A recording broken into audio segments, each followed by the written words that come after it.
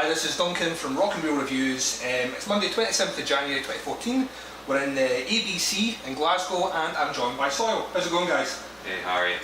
So obviously, first question, out in tour with Skindred, how's it going? Awesome, excellent so far. It's been a lot of fun. They're great guys. We've toured with them a long time ago.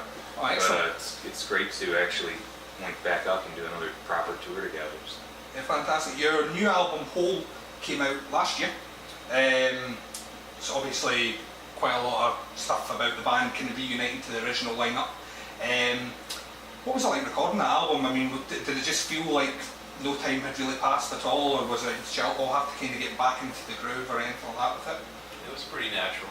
I mean, we all, we did have hard ways to grind for a little while there, and I think we all learned a lot during that time apart. So I don't know. We just learned to be more easygoing when it comes to everything we do. So yeah. I think that the whole recording and writing process kind of did come across that way too. It was just like, okay, we know what we're doing now. Let's just get together and do it. And there's no real hang-up, so it just ended up being a pretty good representation of all of us as people and musicians, I guess. Because I re-listened to it last year, and the kind of thing that struck kind of most out at me was how kind of very similar in kind of tone it is to Scars. I mean, was that something you were aiming for, or was that just something that came out in the writing? It just kind of, happened.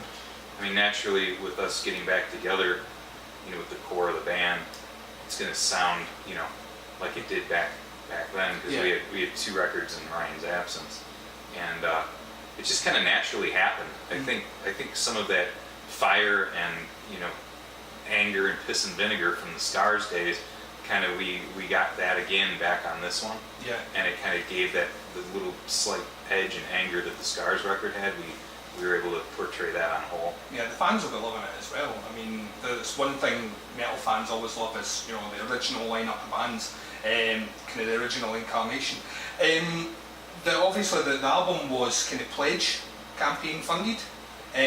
Was that something that you considered prior to kind of regrouping or anything like that, or was it something that just you thought we'll give this a shot to see how it goes? Well, we definitely had we've been on a lot of record labels over the years. I mean, sometimes we joke about it. We've had more record labels than we've had records out, which is probably true if you actually go back and chronologically through time and place it. But so, I mean, honestly, with the way the industry is and the climate for everything, and again, just because we've been doing it so long, we kind of have some unique scenarios within the band where we can actually kind of handle most of the things that you need to, to do ourselves. We've made all the connections, we know all the stuff, so why not give a stab at it? And that was why we did a self-funded thing. We wanted to do this record ourselves. We wanted to be our own record label. Yeah. And really attempt to do that, as independently as absolutely possible. I suppose to an extent also gives you kind of more creative control over what you put out as well. You've not got a label nobody's telling you to go a certain way. Yeah, exactly. And that's the thing, again, we know who we are and what we are, that we've done this long enough.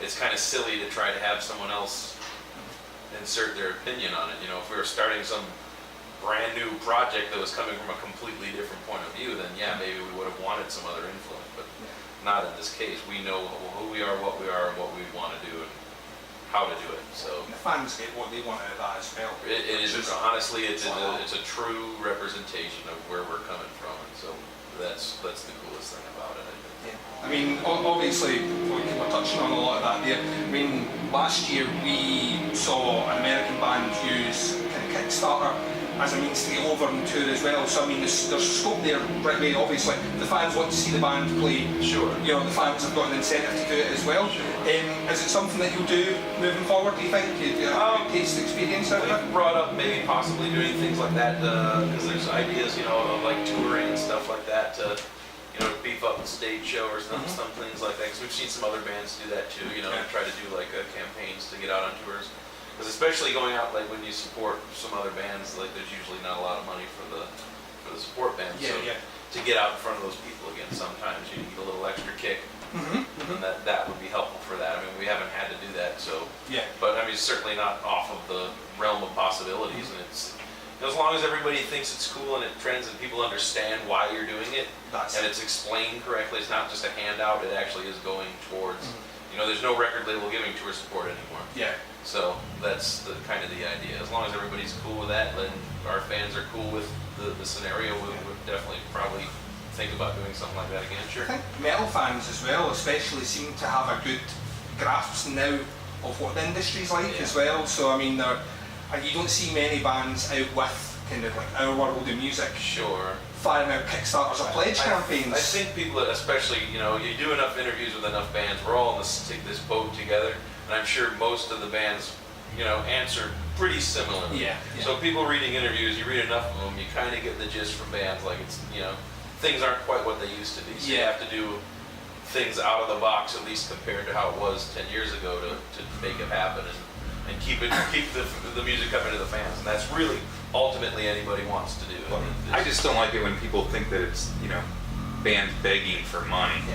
because it's not that in any way, shape, or form. When you pledge, you get something in return. That's right, yeah. So instead of buying the album at a store, you're buying it through the band directly. Instead of, well, you're getting also a chance to sit in the studio with the band and have Yeah. dinner with the band. And, like, we did a little private show for some people who pledged high enough, and that was a chance for us to play a full-on set in front of 15 people. Yeah. And they got to experience it, and we got to talk to them. We had pizza, we had drinks, we had the whole Yeah. thing. And, you know, some of my favorite bands, if when I was younger and things, if I would have been able to sit with Give you Motley an arm. Crue in the studio or something, it would have been the most awesome thing in the world. Yeah. So everybody got something for it. And perfect example, there's some pledges tonight that bid on all access passes Yeah, for yeah. one of the show, and they're going to come tonight, so we'll hang Fantastic. out with them and stuff like that. That's But cool. you know, it's just that's the one misconception I think people Yeah. have with it. I think it's the way that it's presented as well in the media. It's like sometimes people just automatically assume you're in a band, you're touring the world, you've got albums out, so you're millionaires, you know, Yeah, exactly. straight away. And you know, it doesn't work that way. But like you say, the fact you get incentives as well. You know, you can buy, you maybe get extra songs or, you know, t-shirts or whatever, or hang with the band. I mean, I see that personally as the kind of progression of where things are going to go for bands. What's next after this tour for Soil? Australia, Australia. 2 days later. Oof. We fly home, and then 2 days later leave for the Soundwave Festival for Oh Australia. yeah. So we're going to be pretty knackered by the time we get there. But it should be awesome. It's 80,000 people a show at the festival. So. Yeah. We spoke to a couple of bands last year that was basically all they were looking forward to next year. That's the highlight of their tour in 2014 is going out and doing that, so that's cool. Nice. Fun. The last question, we primarily do music, but we also do movie reviews as well. What we'd like to ask is there any films that you've seen kind of recently that you liked or disliked, and if so, why? Any bands? Any films? Oh, films. I'm probably the movie-going guy of the band. There's been quite a few that have come out in the States that I liked. The Grudge Match was cool for a comedy. Yeah. I still want to see Anchorman 2. I haven't seen that yet. I thought it was really good. I know it got a bit of... The movie The Conjuring was awesome if you like horror. Yeah, movies. I was saw that pretty as well. I cool. really liked that. Yeah. And the remake of Carrie was kind of okay. I'd wait till it comes out on DVD. And yeah, that's about it. No, thank you very much for your time. And Hole is out just now, so there is no excuse not to buy it and check these guys out and tour. Thank you very much, guys. Thank you guys. I appreciate it.